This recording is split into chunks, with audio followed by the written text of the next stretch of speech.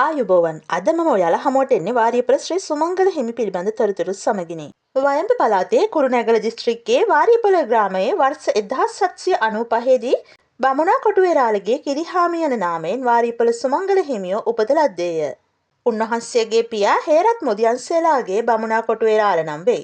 සියම් නිකායේ අස්කිරි සංඝ සභාවේ නාවින්නේ ධම්මදස්සී හිමියන් වෙතින් පැවිද්ද ලබාගත් අතර එතැන් පටන් වාරියපොළ ශ්‍රී සුමංගල යන නමින් හැඳින්වීය. උපසපන් වූ ශ්‍රී සුමංගල හිමිපාණෝ වාරියපොළ සෛලතරාරාමයේ වර්තමාන ශ්‍රී සුමංගල පිරිවෙන් රජමහා විහාරස්ථානයේ විහාරාධිපති හිමියන් ලෙස කටයුතු කළේය. ඉන් අනතුරුව අස්කිරි නිකායේ අනුනායක ධූරය හිමිවීමෙන් පසු ශ්‍රී දළදා මාලිගයේ කටයුතු සොයා බැලීම සඳහා මහනුවරට වැඩම කළේය. වර්ෂ 1803 ජනවාරි 3 වන දින ඉංග්‍රීසීන් ස්වාධීන රාජ්‍යයක් ලෙස පැවති උඩරට රාජ්‍ය ආක්‍රමණය කිරීමට පටන් ගත්හ.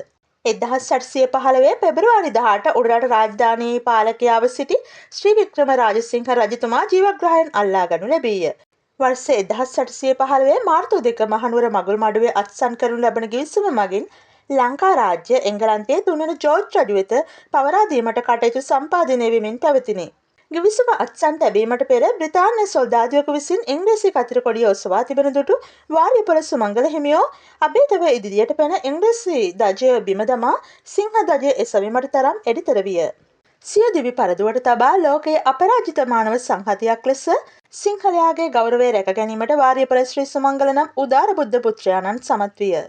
වර්ෂ 1818 උඩරට කැරැල්ලක් ඇති වූ අතර වාරියපොළ ශ්‍රී සුමංගල හිමිපාණෝ පරම පූජනීය වූ දළදා වහන්සේව අරගලය මෙහෙය වූ දේශප්‍රේමී නායකයා වූ මොණරවිල කැප්පෙට්ටි ප්‍රතිසාවේ වෙත ලබා දුන්නේය.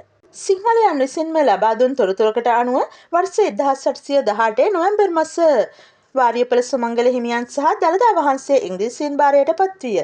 සිංහලයාගේ දුෂ්ට පිළිවෙත් ගැන ඉමහත් කලකිරීමට පත්ව සිටි උන්වහන්සේ නැවත වාරියපොළ විහාරයට හෝ මහනුවරට නොගොස් යාපා පටුනේම පිඩුසිගා වඩිමින් දිවිගෙවා අපවත් වූ බව කියවේ. සංවේග ජනක ඉතිහාසයේ උදාර ජාතික මෙහෙවරක නියැලුණ අභීත වාරියපොළ ශ්‍රී සුමංගල හිමියන් වහන්සේ සැමරීම සඳහා දළදා මාලිගය අසල මගුල් මඩුවේ ස්මාරකයක් ඉදිකරවා තිබේ.